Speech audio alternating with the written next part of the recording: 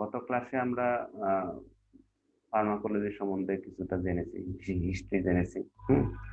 আজকে আমরা একটু দেখবো বেসিক ফার্মাকোলজির বেসিক কিছু ধারণা, যেগুলো আসলে শুধু ফিশ ফার্মাকোলজি না, তো অন্যান্য ক্ষেত্রেও এর বেসিক গুলো জানতে হয়। তো বেসিকের মধ্যে প্রথমে আমরা একটু দেখবো যে ফার্মাকোলজির, তো জানি যে এটা ফার্মাকোলজির মেইন যে আলোচনা, সেটা হলো ড্রাগ, তাই না? ড্রাগ হলো মূল জিনিস। ড্রাগের সাথে বডির একটা interaction, সেটা। তো ড্রাগ তো তৈরি করলেই হবে না, ড্রাগের কিছু বৈশিষ্ট্য থাকতে হবে। তো বৈশিষ্ট্যগুলোর মধ্যে কিছু নেচার আছে, যেমন মনে করো ড্রাগ কি করে। ড্রাগ বডিতে যখন প্রবেশ করবে, বা যেটাকে বলা হয় পেনিট্রেশন, এরপরে কিছু অ্যাক্টিভিটিস আছে। হ্যাঁ, আর মূল অ্যাক্টিভিটিস যেটা হলো ড্রাগ ইন্টারেক্টস উইথ সামথিং। হ্যাঁ, কোন একটা কিছুর সাথে ইন্টারেক্ট করে, যাদেরকে আমরা অ্যাগনিস্ট বলি। অ্যাগনিস্ট হলো অ্যাক্টিভেটর বলা হয়, যেটা ড্রাগের অ্যাক্টিভিটিটাকে, যে ড্রাগ যে কাজ করবে বডিতে, সেই কাজটাকে অ্যাক্টিভেট করে। হ্যাঁ, অনেক সময় ড্রাগ নিজেই একটা অ্যাগনিস্ট হিসেবে কাজ করতে পারে। অ্যাগনিস্ট মানে সামথিং দ্যাট ইনিশিয়েট অথবা influence the activity of the drug. হ্যাঁ, আর অ্যান্টাগনিস্ট আর একটা টার্ম, যেটা হলো অপোজিট। হ্যাঁ, অ্যাগনিস্টের অপোজিট হলো অ্যান্টাগনিস্ট। তোমরা কি কথা শুনতে পাচ্ছ? স্লাইড জি স্যার। স্লাইড জি দেখ। স্যার। জি স্যার। তো অ্যাগনিস্টটা হলো উল্টা, না অ্যান্টাগনিস্ট হলো উল্টা অ্যাগনিস্টের। অ্যাগনিস্ট হলো পজিটিভলি কাজ করে, আবার অ্যান্টাগনিস্ট হলো উল্টা, যেটাকে স্টপ করে দেয়। হুম, অর্থাৎ আহ, যে আমাদের মূল কথা আমাদের হবে যেটা হলো রিসেপ্টর। হুম, সেই রিসেপ্টরটা হলো, যেটা মনে করো কোন একটা রিসেপ্টর।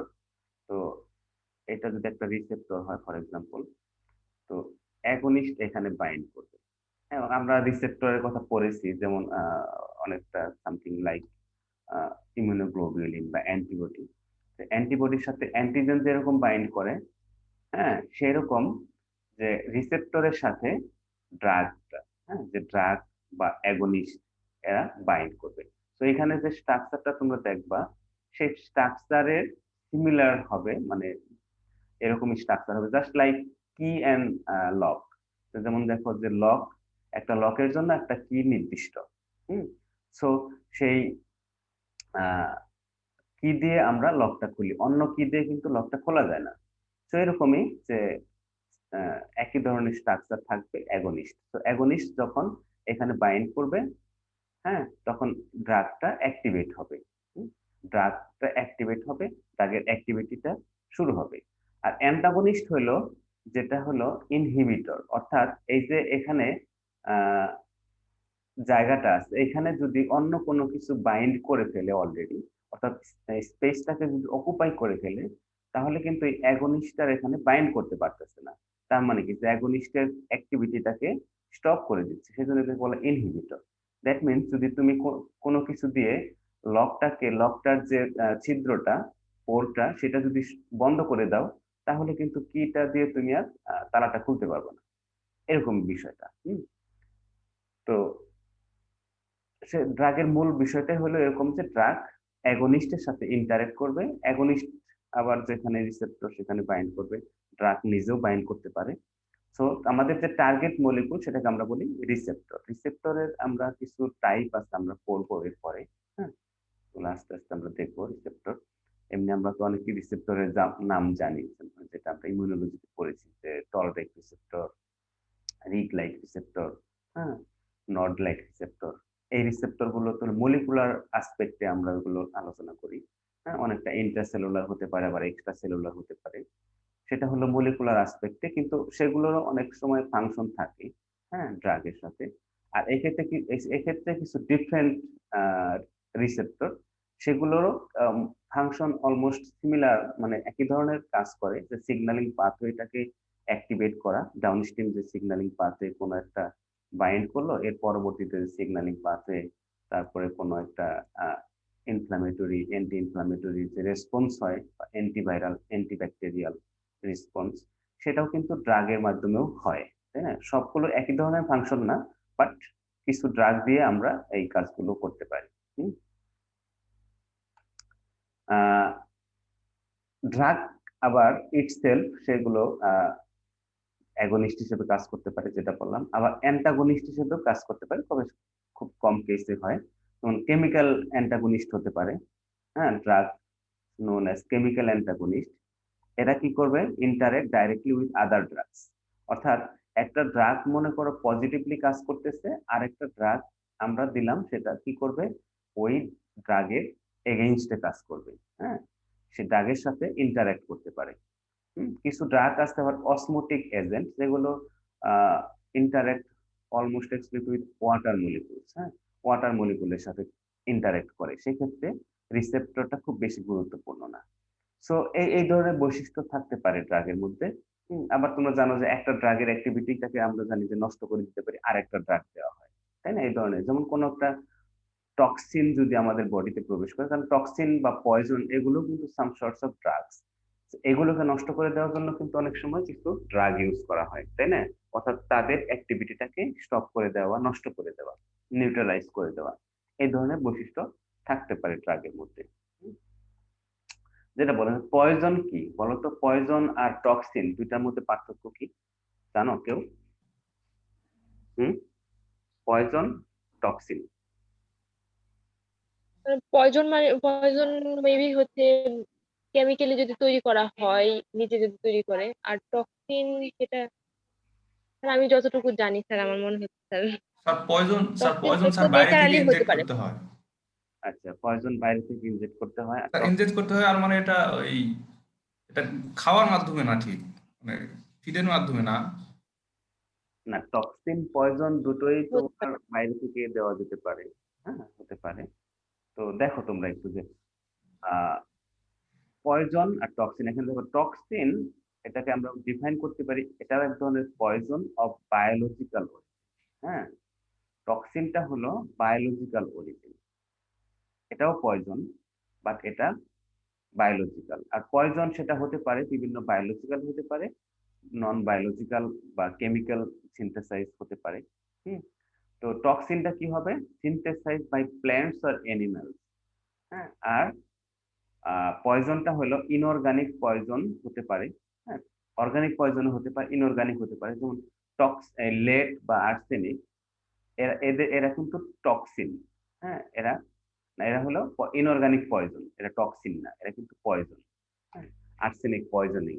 হ্যাঁ, আর্সেনিক কিন্তু টক্সিন না। তো টক্সিনটা হতে পারে যেমন ফুড, ফুড থেকে যদি কোনো কিছু ফুড পয়জনিংটা হয়, সেক্ষেত্রে টক্সিন হতে পারে। যেমন ব্যাকটেরিয়া থেকে, ব্যাকটেরিয়া তোমরা জানো ব্যাকটেরিয়ার এক ধরনের টক্সিন থাকে। যেমন কলেরা টক্সিন, এই টক্সিন থেকে কলেরা হয়। হ্যাঁ, এটা কিন্তু পয়জনিং না। পয়জনিংটা হতে পারে কি, যেমন কেউ কোনো কেমিক্যাল যদি কেউ খেয়ে ফেলে, হ্যাঁ, সেটা টক্সিন হতে পারে, অথবা সেটা পয়জন। হ্যাঁ, যদি মনে করো কোনো কোন একটা ওষুধ যদি খুব বেশি পরিমাণে খেয়ে ফেলো, সেটা কিন্তু পয়জন, সেটা কেমিক্যাল অরিজিন। তো টক্সিনটা হলো এক্সক্লুসিভলি, এটা হলো বায়োলজিক্যাল অরিজিন। আর পয়জন সেটা বায়োলজিক্যালও হতে পারে, আবার কেমিক্যালও হতে পারে। সো পয়জন হলো, পয়জন তার ড্রাগস, তাই না? পয়জনকে আমরা বলতে পারি ড্রাগস। অর্থাৎ ড্রাগটা সেটা পয়জনিং হতে পারে বেশি পরিমাণে যদি ইউজ করা হয়। Poisons are drugs that have almost exclusively harmful effects. অর্থাৎ আমরা পয়জন বলবো সেটাকে যেটা হার্মফুল ইফেক্টস থাকে। হুম, যেমন সাপে কামড় দিলে সেটা কি হবে? সেটা কিন্তু টক্সিন, তাই না? টক্সিসিটি হয়ে আবার কিন্তু কিন্তু সেটা পয়জনিং হচ্ছে সাম সর্টস, তাই না? অর্থাৎ পয়জনটা সেটা তোমার বায়োলজিক্যাল আবার কেমিক্যাল দুইটা সোর্স হতে পারে, আর টক্সিনটা হলো কেমিক্যাল।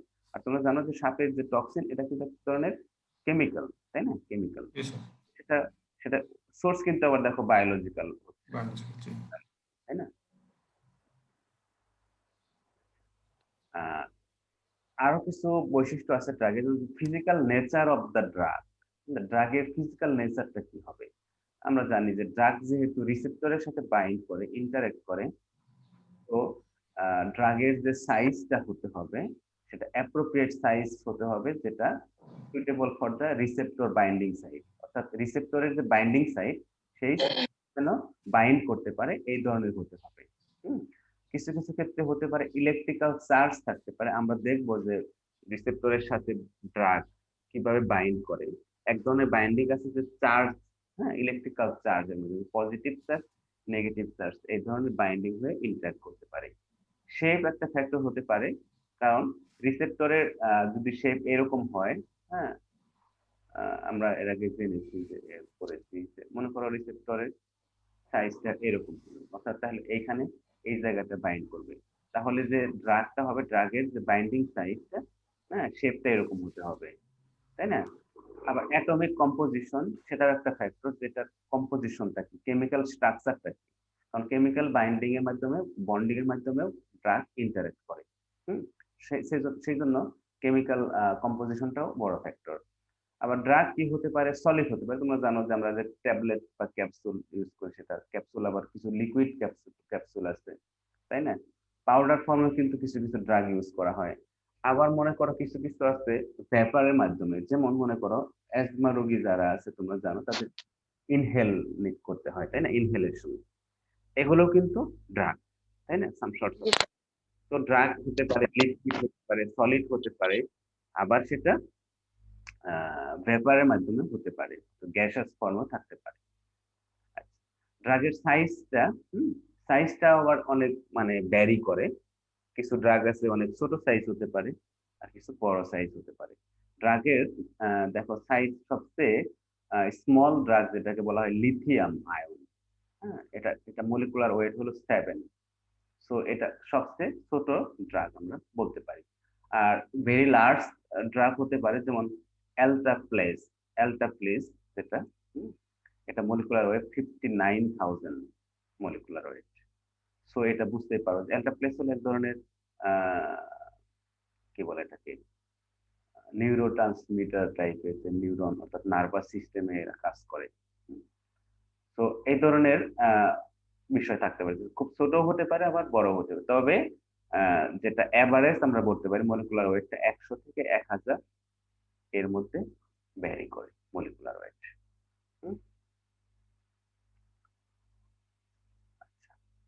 এরপরে ড্রাগ রিঅ্যাক্টিভিটি, অর্থাৎ যেটা আগে বললাম যে ড্রাগের সাথে যে রিসেপ্টরের যে বন্ডিং, সেটাও এক ধরনের বৈশিষ্ট্যের মধ্যে পড়ে। যে ড্রাগ যেহেতু রিসেপ্টরের সাথে ইন্টারেক্ট করবে, অবশ্যই করতে হবে by means of chemical forces অথবা বন্ডিং এর মাধ্যমে।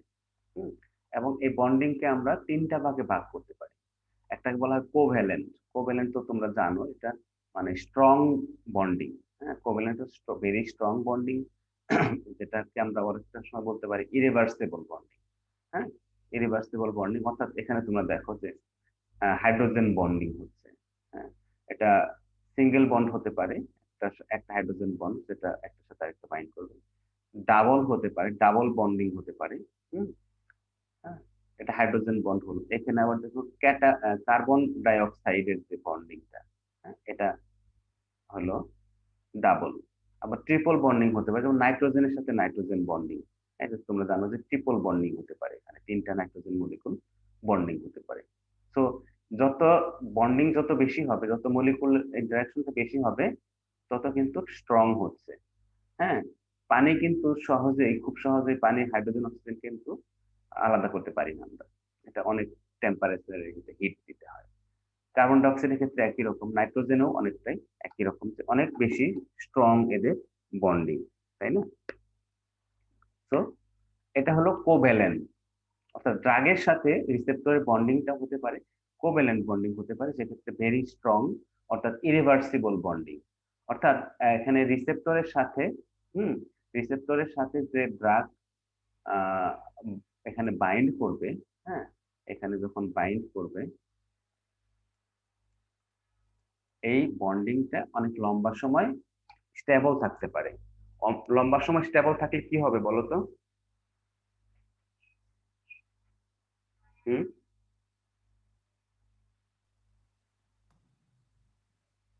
শুনতে পাচ্ছ? জি স্যার। ড্রাগ যদি রিসেপ্টরের সাথে লম্বা সময় স্ট্রংলি এরকম বন্ডিং থাকে, হ্যাঁ, তাহলে কি হতে পারে,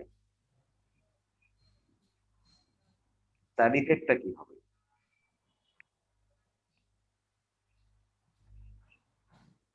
হুম, বলো না?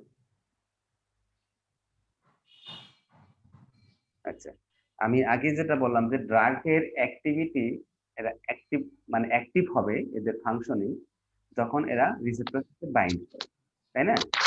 তো বাইন্ডিং ঠিক। বন্ডিং যদি লম্বা সময় থাকে, তার মানে লম্বা সময় সেই ড্রাগের অ্যাক্টিভিটিটা বডিতে থাকবে, রেসপন্সটা লম্বা সময় থাকবে, ইফেক্টটা আমরা বেশি সময় ধরে পাবো, তাই না? কারণ এখানে বন্ডিং অবস্থায় আছে, যখন এই বন্ডিংটা এখান থেকে সরে যাবে, অর্থাৎ রিসেপ্টর ড্রাগ ইন্টারাকশনটা যখন স্টপ হয়ে যাবে, তখন কিন্তু আর ইফেক্টটা থাকতেছে না। যদিও পরবর্তী থাকতে পারে, আমরা দেখবো সেগুলো। সো যত বেশি সময় ধরে ড্রাগের সাথে রিসেপ্টরের বন্ডিং থাকবে, তত বেশি সময় ধরে সেইটার রেসপন্সটা, ড্রাগের রেসপন্সটা, ইফেক্টটা বডিতে থাকবে। হুম, আচ্ছা। আরেকটা হতে পারে ইলেকট্রোস্ট্যাটিক বন্ড।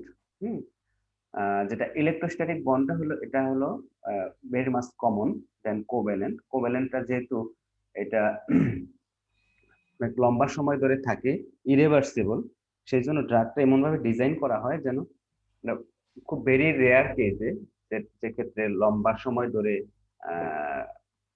রেসপন্সটা দরকার, ইফেক্টসটা দরকার, সেই সব ক্ষেত্রে এই ধরনের ড্রাগ ইউজ করা হয়।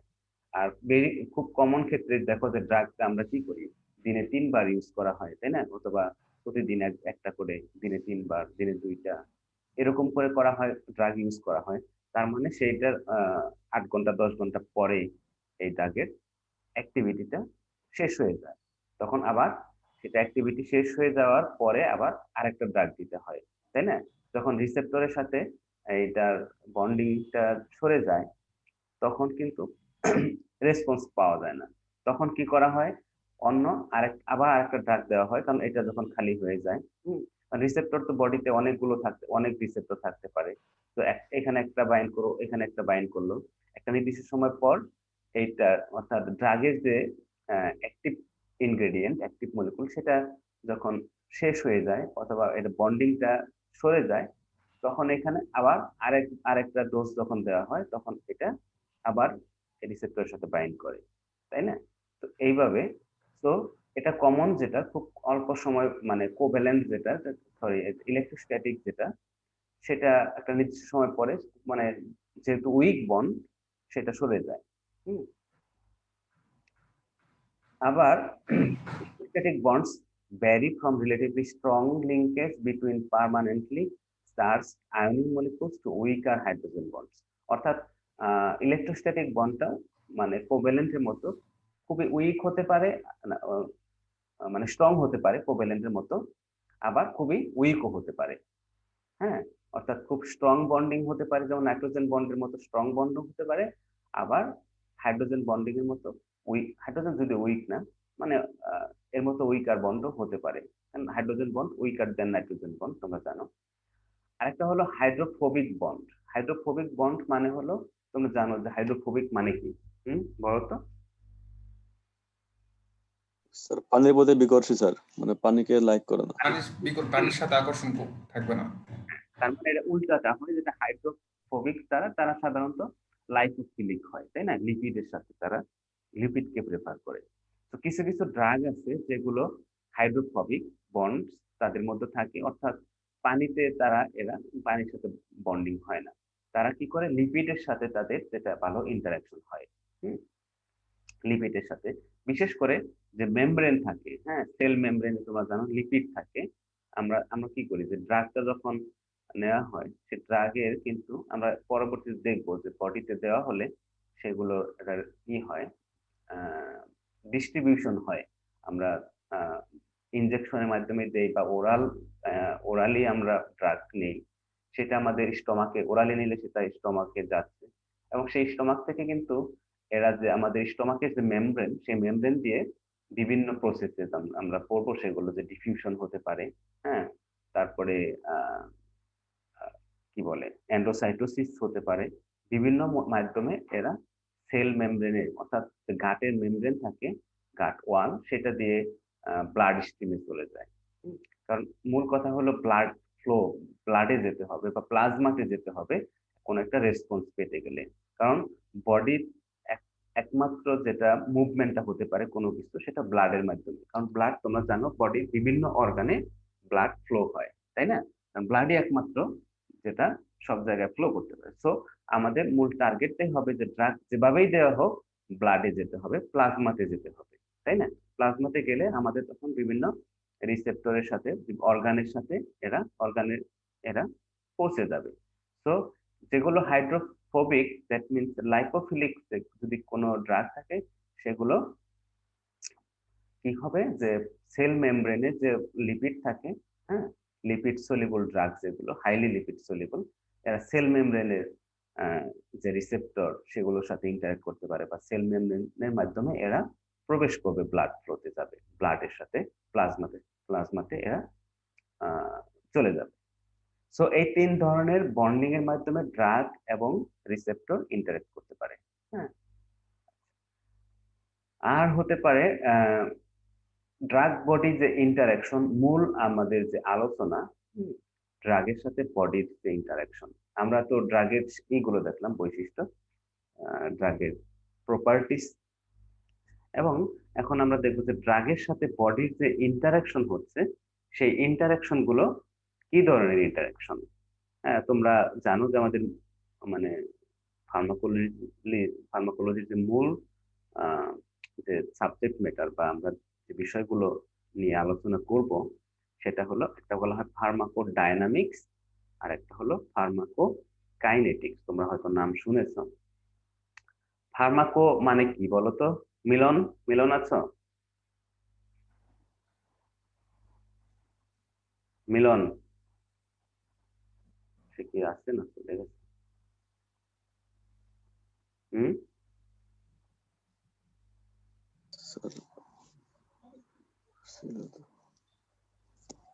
মিলন আছে? মিলন তো আছে স্যার। তো আছে, কিন্তু সে অন্য কাজে ব্যস্ত। আচ্ছা, যাই হোক, তোমরা কেউ একজন বলো তো ফার্মাকো শব্দটা মানে কি? আমি গত ক্লাসে বলেছি ফার্মাকো। এটা ড্রাগস রিলেটেড। ফার্মাকো মানে ড্রাগ, তাই না? আর ডায়নামিক্স বলি, ডায়নামিক্স, থার্মোডায়নামিক্স তোমরা পড়েছো না ছোটবেলায়? স্যার গতি, স্যার মানে কোন একটা গতি, গতি জি স্যার, গতি, গতিবিদ্যা। মোশন। গতি, হ্যাঁ, অনেকটা সেরকমই যে ফার্মাকো ডায়নামিক্স, অর্থাৎ ড্রাগটা বডিতে কি করতেছে, তাই না? ওর ওর কাজটা বডিতে, অর্থাৎ কে কি করতেছে, কিভাবে করছে, তাই না? যে ড্রাগ কিভাবে কাজ করে, কি করে বডির সাথে, মানে কিভাবে যাচ্ছে এগুলো, এটা হলো ফার্মাকোডাইনামিক্স। দ্যাট মিনস এটা হলো actions of the drug on the body. Drug বডিতে কি করতেছে, বডির কি ধরনের চেঞ্জ আনতেছে, হ্যাঁ, কি ধরনের অ্যাক্টিভিটিস বডিতে ঘটাচ্ছে, এটা হলো ফার্মাকোডাইনামিক্স। আর ফার্মাকো কাইনেটিক্স মানে কি? কাইনেটিক্স মানে কি?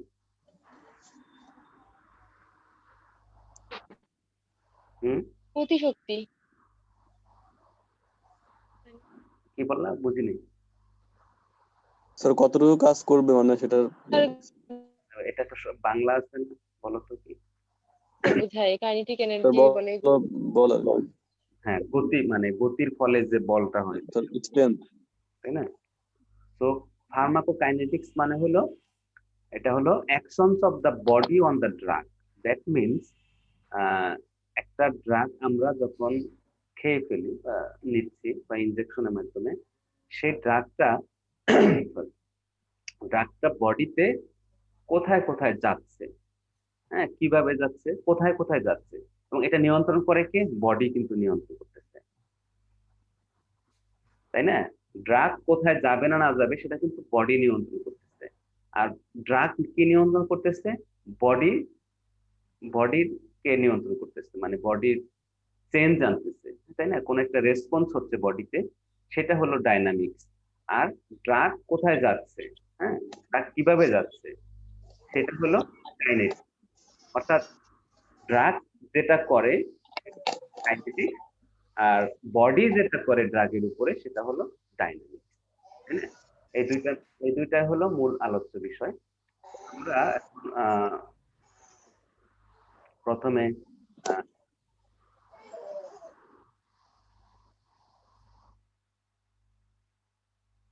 প্রথমে আহ, আমরা ডাইনামিক্সটা নিয়ে পড়বো, যে ফার্মাকোডাইনামিক্সটা এটা কি এবং কিভাবে হচ্ছে। ফার্মাকোডাইনামিক্স এর কিছু প্রিন্সিপাল আছে। প্রিন্সিপালের মধ্যে আমরা যেটা বললাম শুরুতে, যে রিসেপ্টর, ড্রাগ যখন রিসেপ্টরের সাথে বাইন্ড করবে, রিসেপ্টর প্লাস এটাকে আমরা ইফেক্টর বলতে পারি, কারণ রিসেপ্টর কোন একটা রেসপন্সের জন্য দায়ী, তাই না? কারণ রিসেপ্টরের সাথে যদি ড্রাগ বাইন্ড না করে তাহলে বডি কোনো রেসপন্স পাওয়া যাবে না। তো ড্রাগের সাথে যখন রিসেপ্টর বাইন্ড করবে তখন একটা কমপ্লেক্স সৃষ্টি হবে, যেটা বলে drug receptor effector complex. So এই কমপ্লেক্সটা তৈরি হওয়ার পর আমরা ইফেক্ট পাবো, অর্থাৎ ড্রাগের যে ইফেক্ট বা রেসপন্সটা বডির সেটা পাবো। আবার ড্রাগের সাথে রিসেপ্টর যখন বাইন্ড করে, ড্রাগ রিসেপ্টর কমপ্লেক্স হলো সেই ইফেক্টর মলিকুল আছে, কিছু একটা মলিকুল হয়, সেই মলিকুল থেকে আবার কোন একটা ইফেক্ট পাচ্ছি আমরা। আবার কি হতে পারে, ড্রাগ রিসেপ্টর কমপ্লেক্স এরা কি করতে পারে, অ্যাক্টিভেশন অফ কাপলিং মলিকুল, অর্থাৎ অন্য কোন মলিকুলকে এরা অ্যাক্টিভেট করতে পারে। অ্যাক্টিভেট করলে তখন আমরা সেটা, সেই অ্যাক্টিভেশনের ফলে যে মলিকুল গুলো হবে সেটাকে বলা হয় ইফেক্টর মলিকুল, এবং ফাইনালি আমরা ইফেক্টস, বডির ইফেক্টসটা দেখতে পাবো। আবার কি হতে পারে, sorry, inhibition of metabolism of endogenous activator, অর্থাৎ এন্ডোজেনাস মানে হলো বডির যে নিজস্ব কোনো একটা অ্যাক্টিভেটর থাকে সেটাকে ইনহিবিট করতে পারে, এবং সেক্ষেত্রে increased activation activator action on the effector molecules increase করতে পারে, ইনক্রিজ ইফেক্টস। অর্থাৎ যদি কোনো ইনহিবিশন থাকে বডির, মনে করো কোন একটা ইনহিবিটর এন্ডোজেনাস, সেটা কোন একটা ড্রাগের কোন একটা ফাংশন হতে দিচ্ছে না বডিতে, সেক্ষেত্রে আমরা ড্রাগ ইউজ করে সেই ইনহিবিটরের ইনহিবিশনটাকে স্টপ করে দিতে পারি, এবং যার ফলে রেসপন্সটা বেশি পেতে পারি, তাই না? এই ধরনের কোন একটা এক্সাম্পল তোমরা কেউ বলতে পারবা?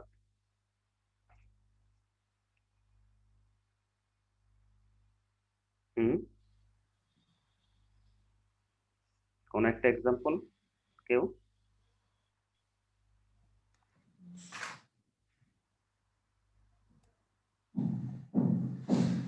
তোমরা কি বুঝতে পারছো লাস্টের পয়েন্টটা? এন্ডোজেনাস অ্যাক্টিভেটরকে ইনহিবিট করবে। ইনহিবিট করে দেয় স্যার অ্যাকশনটা আর কি, যেটা ক্ষতি করবে। আমাদের বডির যদি কোনো ধরনের কোনো পদার্থ তৈরি হয় বডিতে, এবং যেটা কোনো একটা রেসপন্স পায়, আমাদের বডিতে তো কন্টিনিউয়াসলি বিভিন্ন ধরনের রেসপন্স হচ্ছে, তাই না? তো এমন কোনো যদি এন্ডোজেনাস কোন একটা সাবস্টেন্স থাকে, যেটা আমার, যেমন মনে করো ইনসুলিন, হ্যাঁ, ইনসুলিন প্রডিউস হয় বডিতে, এবং ইনসুলিন কি করে, গ্লুকোজ মেটাবলিজমে হেল্প করে, তাই না? তো জি যদি স্যার, ইনসুলিনটা তৈরি হয় কোথায়, অগ্নাশয়, তাই না? আদার ল্যাঙ্গারেন্স। জি স্যার। তো ওখান থেকে তৈরি হচ্ছে। তো এখন একটা সময় এটা তৈরি হওয়া বন্ধ হয়ে যায় সামহাউ। তৈরি হওয়া বন্ধ হয়ে গেলে তখন কি হয়, মেটাবলিজম হচ্ছে না, তাই না? এজন্য বাইরে থেকে ইনসুলিন দিতে হয়। সেই ইনসুলিনটা আমরা যখন বাইরে থেকে দেবো তখন কিন্তু একটা ড্রাগ, এটা, এবং তখন এই ড্রাগ কি করে, এই মেটাবলিজমের তাকে তখন কিন্তু এটা তখন ইফেক্টর মলিকুল হলো, তাই না? তখন ইনসুলিনটা গ্লুকোজ মেটাবলিজমকে ইনক্রিজ করে দিচ্ছে, আগে যেটা হতো, তাই না? এই ধরনের কোন ড্রাগ কি করতে পারে, কোন একটা ইনহিবিশন যদি বডিতে থাকে এন্ডোজেনাস, আমরা যদি সেটাকে টার্গেট করতে পারি তাহলে সেটার ইনহিবিশনটাকে বন্ধ করে দিতে পারি। তো এই মূল বিষয়টা হলো, দেখো যে ড্রাগের সাথে রিসেপ্টরের যে ইন্টারাকশন, এটাই হলো ফার্মাকো ডায়নামিক্সের প্রিন্সিপাল। হ্যাঁ, এবং এটা বিভিন্ন ধরনের কি হতে পারে, ইন্টারাকশন হতে পারে। এখন আমরা একটু দেখব যে কি কি ধরনের ইন্টারাকশন হতে পারে ড্রাগের সাথে রিসেপ্টরের কি কি ধরনের ইন্টারাকশন হতে পারে। প্রথম যেটা 1 নম্বর যেটা বলা হয় যে types of drug receptor interaction, অর্থাৎ কি কি ধরনের ইন্টারাকশন থাকে আমরা সেটা একটু শুরুতে দেখি। তো এখানে একটু খেয়াল করো বাম পাশের যে ফিগারটা, এটা হলো রিসেপ্টর। হ্যাঁ, এটা রিসেপ্টর। রিসেপ্টরে দেখো তোমরা এখানে কয়েক ধরনের এখানে রিসেপ্টর বাইন্ডিং সাইট আছে। এটা এক ধরনের দেখতে পারো রাউন্ড, এটা আবার দেখো একটু একটু ট্রায়াঙ্গুলার, এখানে আর এক ধরনের স্ট্রাকচার আছে। হ্যাঁ, এই ধরনের স্ট্রাকচার রিসেপ্টরের মধ্যে থাকতে পারে। আর এদিকে হচ্ছে ড্রাগ। ড্রাগ বা ড্রাগ এবং সাথে হলো বিভিন্ন ধরনের মলিকুল। এবং ড্রাগের সাথে কি আছে এখানে, প্রথম যেটা অ্যাগনিস্ট, এটা হলো অ্যাগনিস্ট এতে, এখানে বিতে আছে কম্পিটিটিভ ইনহিবিটর। Competitive inhibitor. সিতে আছে অ্যালোস্টেরিক অ্যাক্টিভেটর। হ্যাঁ, আর ডিতে আছে অ্যালোস্টেরিক ইনহিবিটর। অ্যালোস্টেরিক মানে হলো এটা এদের সাথে যে কোনো সময় যে কোনো ভাবে বাইন্ড করতে পারে অ্যালোস্টেরিক। তো আমরা প্রথমে যদি দেখি 1 নম্বরটা এতে, যে ড্রাগের সাথে অ্যাগনিস্ট বাইন্ড করলো, সেই অ্যাগনিস্টটা কি করলো এখানে সুন্দরভাবে এটার সাথে রিসেপ্টরের সাথে এখানে ম্যাচ করতেছে, তাই না? তো সো ড্রাগের সাথে যদি অ্যাগনিস্ট এটা যদি বাইন্ড করে, এ ক্ষেত্রে যদি এ হয় তাহলে কি হবে বলতো? শুধু এ বাইন্ড করলে এখানে কি হবে? শুধু ড্রাগটা এখানে বাইন্ড করতে পারে। হ্যাঁ, ড্রাগ এখানে ড্রাগের সাথে অ্যাগনিস্ট যদি বাইন্ড করে তাহলে কি হবে? এ যদি বাইন্ড করে তখন কি হবে বলতো কেউ? অ্যাগনিস্ট কি?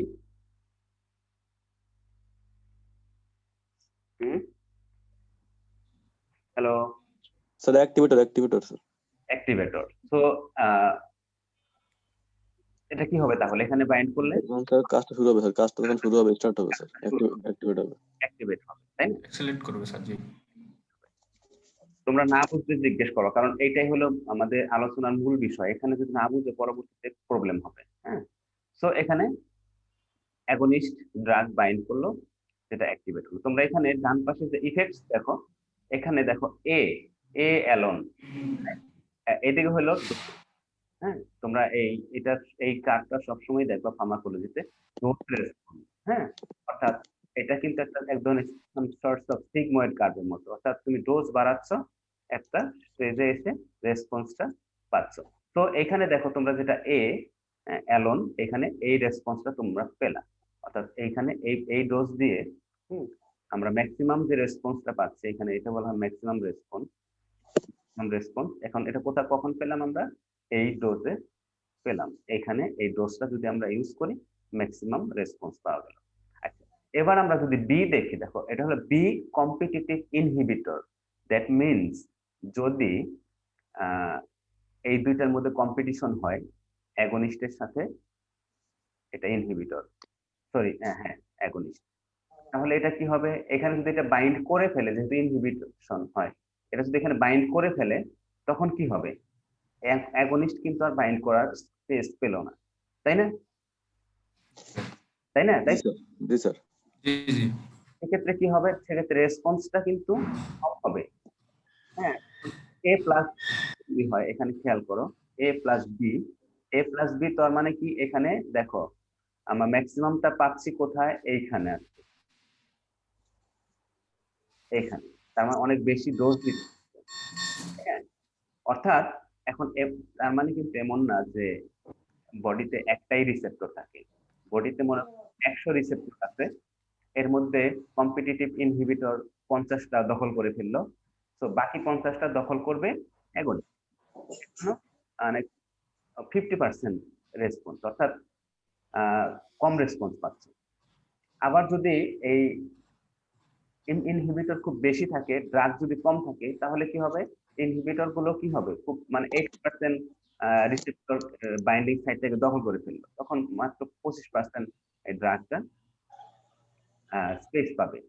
তো আমরা যদি খুব বেশি পরিমাণে ড্রাগ ইউজ করি, অর্থাৎ অ্যাগনিস্ট ইউজ থাকে বডিতে, অর্থাৎ ড্রাগ যদি বেশি থাকে তখন কিন্তু বেশি স্পেস অর্থাৎ কম্পিটিশনে বেশি মানে পেরে উঠবে ড্রাগ, তাই না?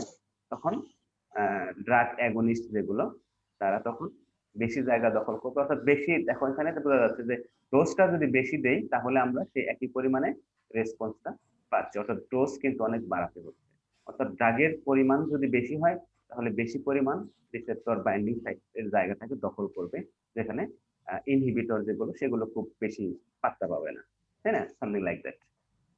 এখন আমরা যদি সিতে দেখি, সিতে বলছে অ্যালোস্টেরিক অ্যাক্টিভেটর, এটা কিন্তু আলাদা একটা সাইট, এই সাইট না।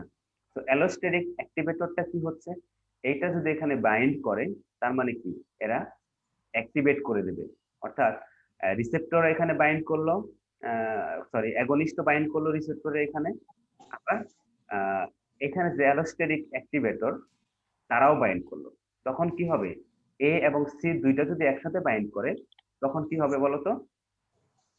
স্যার অনেক ভালোভাবে কাজটা হবে স্যার, তখন মানে স্যার বেশি পজিটিভ পরিপূর্ণ।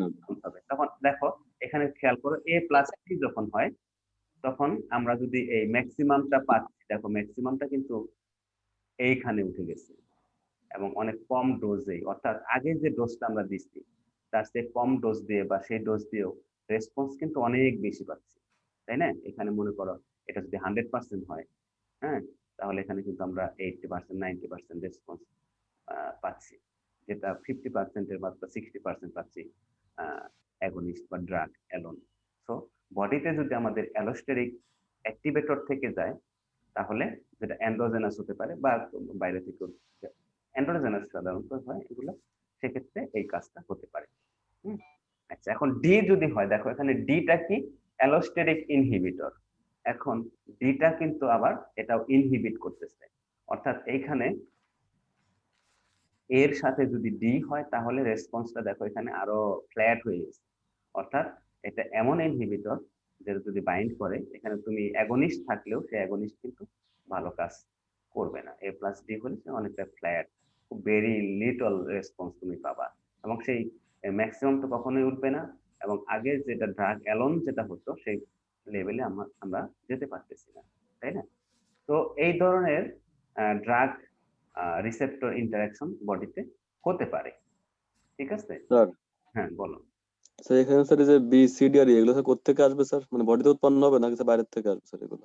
ড্রাগ আসবে বাইরে থেকে, হ্যাঁ, কিন্তু অ্যাগনিস্ট অ্যান্টাগনিস্ট যেটা বলো এগুলো বাইরে থেকে অনেক সময় দেওয়া যায়, কারণ এগুলো বডির, রিসেপ্টরটা হলো বডির, হ্যাঁ, রিসেপ্টর তো বডি তোমরা জানো, এটা বাইরে থেকে আমরা দিতে পারবো না। অ্যাগনিস্ট অ্যান্টাগনিস্ট এগুলো বডির হতে জি পারে, স্যার। হ্যাঁ, আবার বাইরে থেকেও অ্যান্টাগনিস্ট সাপ্লাই করা সম্ভব। তো তবে সেটা বডিতেই তৈরি হয়, অ্যাগনিস্ট বা অ্যান্টাগনিস্ট যেটাই বলে, তবে সেটা বাইরে থেকেও দেওয়া সম্ভব। যে ট্রিটমেন্ট যখন করা হয়, হ্যাঁ, বিভিন্ন ট্রিটমেন্ট যখন করা হয় বিভিন্ন ধরনের মলিকুলার, এখন জানো যে জেনেটিক ম্যানিপুলেশন, হ্যাঁ, জেনেটিক ইঞ্জিনিয়ারিং, এই ধরনের কাজের মাধ্যমে আমরা এগুলো দিতে পারি।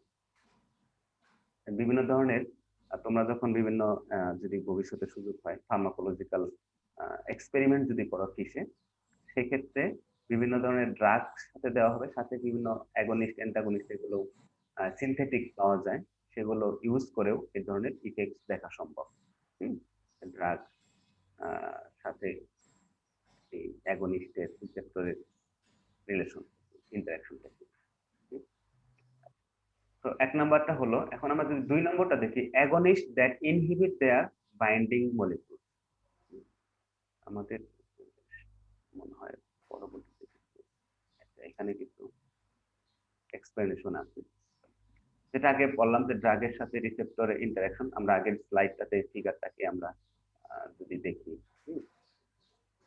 ড্রাগ রিসেপ্টর ইন্টারাকশন তো আমরা জানি যে বিভিন্ন ধরনের বন্ডিং এর মাধ্যমে হচ্ছে, তাই না? এবং bonding, the strength of this chemical bonds, covalent, ionic বা হাইড্রোফোবিক যেটা হয়, determine the degree of affinity of the ligand to the receptor. হ্যাঁ, অর্থাৎ যেটা আগে বলছিলাম যে ড্রাগের সাথে রিসেপ্টরের বন্ডিংটা যত স্ট্রং হবে তত কিন্তু লম্বা সময় ধরে এবং তত বেশি স্ট্রং আমরা ইফেক্টস পাবো। সে তত বেশি হবে। লাইগেন্ডসটা আবার বলছে এখানে, যে লাইগেন্ডসটা হলো ড্রাগ। হ্যাঁ, তো তোমরা জানো, আমি তোমাদেরকে বলেছিলাম যে লাইগেন্ড এবং রিসেপ্টর, আমরা বাইরে থেকে যে ধরনের যেটা দিচ্ছি, ড্রাগ হতে পারে, মলিকুলার যে কোনো ধরনের, তোমাদের বলছি এর আগে যে পলিআইসি, এলপিএস, পেপটিডোগ্লাইকেন, এগুলোর নাম তোমাদের মনে আছে? হুম, জি স্যার, একটু বলেছিলেন স্যার। জি স্যার, মনে আছে স্যার। আমাদের ইমিউনোলজির লেকচারে অনেক অংশ জুড়েই ছিল এগুলো। সো এই পলিআইসি, এলপিএস, পেপটিডোগ্লাইকেন, বিটা গ্লুকান, এদেরকে আমরা লাইগেন্ড বলতে পারি। এরা কিন্তু লাইগেন্ড। সো ড্রাগ নিজেও একটা লাইগেন্ড, ড্রাগ যেটা বাইরে থেকে দিচ্ছি লাইগেন্ড, অর্থাৎ রিসেপ্টরের সাথে যেটা বাইন্ড করবে সেটা হলো লাইগেন্ড। লাইগেন্ড রিসেপ্টর বাইন্ডিং বা বন্ডিং, হ্যাঁ, that attracted the receptor may be classified as against এবং অ্যান্টাগনিস্ট, যেটা আমি তোমাদের আগেই বললাম যে এক ধরনের হতে পারে অ্যাগনিস্ট হতে পারে, অর্থাৎ লাইগেন্ডটা, হ্যাঁ, বা ড্রাগটা সেটা নিজে অ্যাগনিস্ট হিসেবে কাজ করতে পারে, আবার অ্যান্টাগনিস্ট হিসেবে কাজ করতে পারে। তো অ্যাগনিস্টটা কি? Agonist produce the biological responses as result of receptor, অর্থাৎ রিসেপ্টরের মাধ্যমে একটা বায়োলজিক্যাল রেসপন্স হবে, যেটাকে বলা ligand interaction, therefore agonist possess efficacy, অর্থাৎ ড্রাগের যে পজিটিভ যে ইফেক্টসটা সেটা আমরা পাচ্ছি অ্যাগনিস্টের ফলে। আর অ্যান্টাগনিস্ট হলো উল্টাটা, do not provoke any biological activity after binding to its receptor, অর্থাৎ অ্যান্টাগনিস্ট যদি রিসেপ্টরের সাথে বাইন্ড করে এরপরে তুমি ড্রাগ দিলেও সেই ড্রাগটা তখন বডিতে কাজ করবে না। এখানে আমরা যদি দেখি, এখানে ফিগারটা দেখো যে অ্যাগনিস্ট এবং অ্যান্টাগনিস্ট, এটা একটা রিসেপ্টর, হ্যাঁ, এটা রিসেপ্টর, রিসেপ্টরের সাথে যখন অ্যাগনিস্ট বাইন্ড করে তখন এটা ডাইরেক্ট এক ধরনের ইফেক্ট আমরা পাই, যেটা ট্রান্সডাকশন মেকানিজম। ট্রান্সডাকশন তো তোমরা জানো যে সিগন্যালিং পাথওয়ে যে ইফেক্টস গুলো আমাদের ডাউনস্ট্রিম যে সিগন্যালিং গুলো আসতেছে, হ্যাঁ, যে রিসেপ্টর, তারপরে বিভিন্ন ধরনের কি বলে এটাকে রেসপন্সটা হচ্ছে, যেমন অ্যান্টিভাইরাল রেসপন্স বা অ্যান্টিব্যাকটেরিয়াল রেসপন্স, যে রেসপন্স গুলো হচ্ছে সেগুলো আমরা বলি এই যে একটা ফ্লো, এটাকে বলা হয় ট্রান্সডাকশন, হ্যাঁ, অর্থাৎ সিগন্যালিং পাথওয়ে। সো এই সিগন্যালিং পাথওয়ে গুলো অ্যাক্টিভেট হবে অ্যাগনিস্টের ফলে, এবং সেক্ষেত্রে কি কি হতে পারে? এনজাইম অ্যাক্টিভেশন হতে পারে, এবং আমাদের যদি কোনো টার্গেট থাকে ইনহিবিশন, সেক্ষেত্রে ইনহিবিশন হবে। আয়ন চ্যানেল মডুলেশন, তোমরা জানো যে আয়ন চ্যানেল আমাদের বডিতে সোডিয়াম পটাশিয়াম যে চ্যানেল আছে, হ্যাঁ, আমাদের যে ইলেকট্রোলাইট ব্যালেন্স হয় সেটা অ্যাক্টিভেট হতে পারে।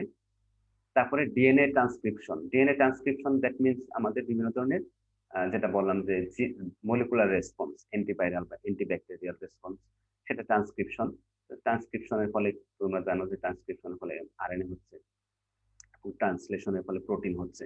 প্রোটিন মিনস বিভিন্ন ধরনের জিন অ্যাক্টিভেট হচ্ছে বা প্রডিউস হচ্ছে। সো এই ধরনের কাজগুলো হতে পারে অ্যাগনিস্টের ফলে। আর অ্যান্টাগনিস্ট হলে কি হবে? তখন এই অ্যান্টাগনিস্ট যদি এখানে বাইন্ড করে এই রিসেপ্টর সাইটে, তখন নো ইফেক্টস, হ্যাঁ, অর্থাৎ কোনো ধরনের ইফেক্ট আর হচ্ছে না। এন্ডোজেনাস মেডিকেটরস ব্লকড, অর্থাৎ আমাদের বডির যে রেসপন্স গুলো হবে মেডিকেটরস, অর্থাৎ যে ধরনের মডুলেশন, ট্রান্সক্রিপশন বলো বা অ্যাক্টিভেশন, সেগুলো ব্লকড হয়ে যাবে, কোনো ধরনের অ্যাক্টিভিটি হবে না।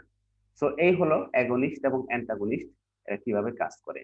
সো অ্যাগনিস্ট হতে পারে, ড্রাগ নিজে একটা অ্যাগনিস্ট হতে পারে, ড্রাগ অ্যাগনিস্ট, আবার ড্রাগ অ্যান্টাগনিস্ট হতে পারে।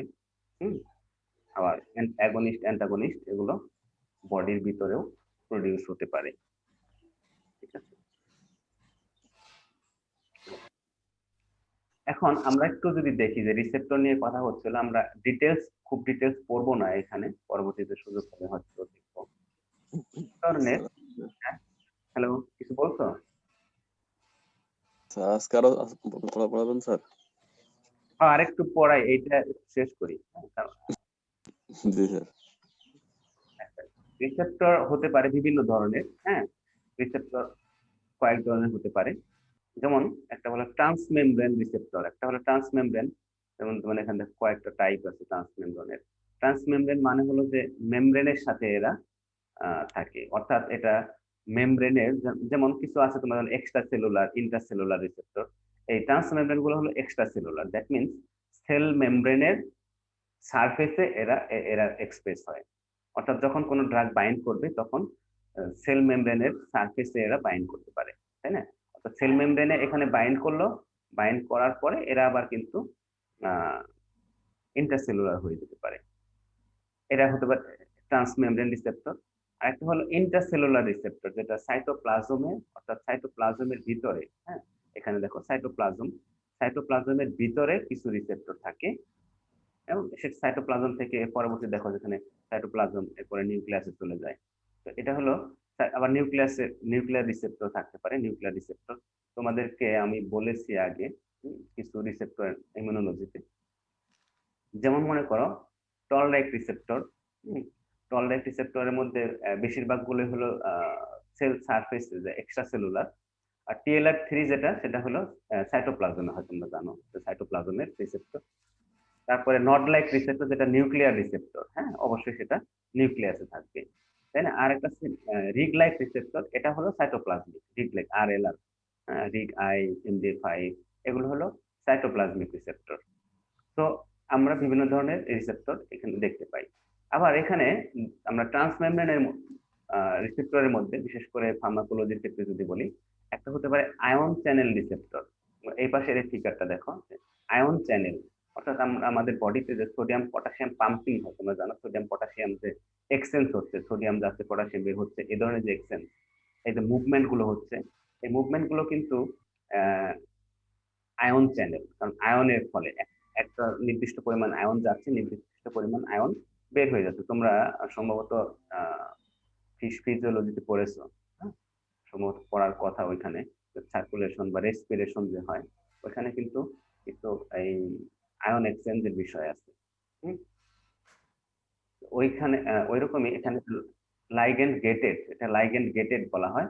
হ্যাঁ দেখো এখানে সোডিয়াম এটা রিসেপ্টরের সাথে বাইন্ড করতেছে, এখানে নিউরো ট্রান্সমিটার যেটা সোডিয়াম বাইন্ড করে, এটা আবার সোডিয়াম এটা একটা সেলুলার যেটা বাইরের দিকে পরবর্তীতে সেলের ভিতরে চলে আসতেছে, তাই না?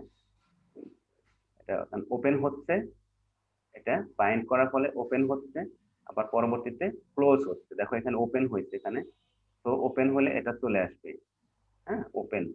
আর এখানে ক্লোজ হয়ে গেছে, তখন আর এটা আসতে পারতেছে না, রিসেপ্টর এখানে তখন বাইন্ড করতে মানে প্রবেশ করতে পারতেছে না। এটা লাইগেন্ড গেট, এটা হলো আয়ন চ্যানেল, হ্যাঁ রিসেপ্টর।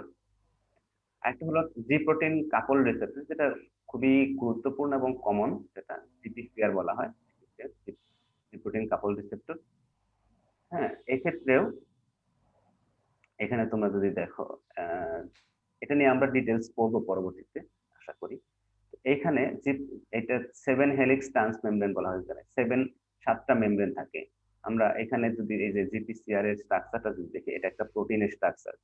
প্রোটিন দেখো এখানে 7টা হেলিক্যাল আছে, 1 2 3 4 5 6 7, 7টা, এটাকে 7 মেমব্রেন প্রোটিনও বলা হয়। এটাও এক ধরনের ট্রান্সপোর্ট। দেখো এখানে যখন বাইন্ড করবে ড্রাগটা রিসেপ্টরে, পরবর্তীতে এটা চলে আসবে ইন্টারসেলুলার এবং রেসপন্স পাবো আমরা। তারপরে আছে কি ট্রান্সমেমব্রেন রিসেপ্টরস উইথ সাইটোসোলিক ডোমেইন। এটা হলো যে দেখো এখানে আমরা যদি দেখি এই দুইটার ক্ষেত্রে যে ডোমেইন মানে হলো প্রোটিনের যে স্ট্রাকচার, হ্যাঁ ডোমেইন। তো এই প্রোটিনের একটা অংশ সাইটোপ্লাজমে রয়ে যায়, আর বাইন্ডিং সাইড যেটা সেটা থাকে মেমব্রেনে, মানে আউটসাইড দ্য সাইটোপ্লাজম। অর্থাৎ বাইন্ডিং হচ্ছে আউটসাইড, আর একটা এদের ট্রান্সমেমব্রেন, এই যে মেমব্রেনটা এখানে দেখো, এখানে যে অ্যাক্টিভেটর এই মেমব্রেনটা, এটা কিন্তু আবার সাইটোপ্লাজমে। অর্থাৎ সাইটোপ্লাজমে এটার একটা অংশ থাকবে সাইটোপ্লাজমে, যেটাকে আমরা বলছি যে এই intercellular proteins with enzymatic activity. যেমন এনজাইমেটিক অ্যাক্টিভিটি এখানে কিন্তু অ্যাক্টিভেশনটা এখানে আসবে, অর্থাৎ এখানে তুমি ইলেকট্রিক মানে সুইচ দিয়ে দিলা, কাজ হলো এখানে, সামথিং লাইক দ্যাট। সো ডোমেইনটা, প্রোটিনের ডোমেইনটা হলো এখানে থাকবে, আর রিসেপ্টর বাইন্ডিং সাইটটা থাকবে transmembrane outside the cell membrane. হ্যাঁ এটা। আর ইন্টারসেলুলার যেটা আগেই বললাম যে ইন্টারসেলুলার রিসেপ্টরও থাকতে পারে। তো এইগুলো হলো জাস্ট তোমাদেরকে ওভারভিউ বললাম যে এই ধরনের রিসেপ্টর আমাদের বডিতে থাকতে পারে যাদের সাথে ড্রাগ বাইন্ড করে। ঠিক আছে? আমার আরো অনেক স্লাইড আছে, যাই হোক তাহলে এখানেই থাক, যেহেতু বলতেছ। ঠিক আছে, তোমাদের এইটুকুর মধ্যে কোনো প্রশ্ন আছে? স্যার ওই ফিগারটাতে স্যার যেটা ছিল স্যার যে আগের কি অ্যালোস্টেরিক এন্ড, জি স্যার এটা নাকি এর আগেরটা? আগেরটা, আগেরটা স্যার। এইটা বলো। জি স্যার। স্যার এখানে স্যার ওই যে অ্যালোস্টেরিক অ্যাক্টিভেটর এবং অ্যালোস্টেরিক ইনহিবিটর যা আছে এদের তো সাইট তো স্যার ভিন্ন, এটা তো কম্পিটিটর, মানে ওখানে না, এটা স্যার মানে কম্পিটিটর না। যেমন আগেরটা আমরা বলছি যে কম্পিটিটর না স্যার, কিন্তু বলো। সাইট আলাদা হওয়ার ক্ষেত্রে সে তো স্যার এটা তো কিভাবে স্যার এরা কি স্যার ওই কম্পিটিটিভ যারা ইনহিবিটর আছে তাদেরকে ইনহিবিট করে কোনোভাবে, না কিভাবে স্যার এরা মানে রেসপন্সটা কিভাবে বৃদ্ধি করে? এটা হচ্ছে মনে করো বডির ইন্টারনাল মেকানিজম। তুমি মনে করো এইখানে যখন অ্যাক্টিভেটরটা এখানে বাইন্ড করবে, তখন এ ইনডাইরেক্টলি বা ডাইরেক্টলি এটার ড্রাগের অ্যাক্টিভিটিটাকে বাড়িয়ে দেয়। এটা এমন নয় যে এই ড্রাগের অ্যাক্টিভিটিটা বাড়বে। হুম এটা কম্পিটিটিভ না, কিন্তু যেমন মনে করো কোনো একটা মানে একটা কাজ আমরা কিন্তু যদি কি বলে এটা, যেমন একটা বস্তুকে যদি আমরা টেনে নিতে চাই, হ্যাঁ, তো একজন আমরা কি করি যে দেখুন পেছন থেকে ধাক্কা দিচ্ছে, সামন থেকে টান দিচ্ছে, কিন্তু এটা কিন্তু বাইন্ডিং সাইড কিন্তু ডিফারেন্ট, তাই না? কিন্তু তখন কিন্তু দ্রুত গতিতে এগিয়ে যাবে। হ্যাঁ, বুঝতে পারছো? জি স্যার। এটাও সামথিং লাইক দ্যাট। এটা যখন অ্যাক্টিভেটর তখন এটা কিন্তু এটা অ্যাক্টিভিটিটা বেড়ে যাবে। আবার আচ্ছা। উল্টাটাও ইনহিবিটরটাও এরকমই, যদি কেউ পেছন দিক থেকে টানে আর সামন দিক থেকে টানে তাহলে কি হবে? তাহলে কিন্তু যাদের শক্তি বেশি সেটা জয়, তাই না? Something like that. আর এখানে যেটা একই সাইডে যেটা হচ্ছে এটা কম্পিটিটিভ বলতেছি, কারণ মনে করো একটা জায়গায় ধরবা, সেখানে যদি তোমার আগে অন্য কেউ ধরে ফেলে তাহলে কিন্তু তুমি ধরতে পারতেছো না। জি স্যার। এটা হলো এরকম। জি স্যার। এখানে এটা হলো অ্যান্টাগনিস্টের মতো, যে এখানে সেটা ধরতে পারতেছে না, অর্থাৎ আগেই জায়গা দখল করবে, তখন কি করার আর। হ্যাঁ, এই বুঝতে পারছো শাফি? জি স্যার। পরের স্লাইডে স্যার একটা প্রশ্ন ছিল তাহলে স্যার। স্যার অ্যাগনিস্ট আর কম্পিটিটিভ ইনহিবিটরের মধ্যে কোনটা স্যার আগে বাইন্ড করবে স্যার? এখানে তো স্যার এ প্লাস বি দুইটাই আছে স্যার হ্যাঁ, এখানে রিঅ্যাকশনের কার্ভটাতে।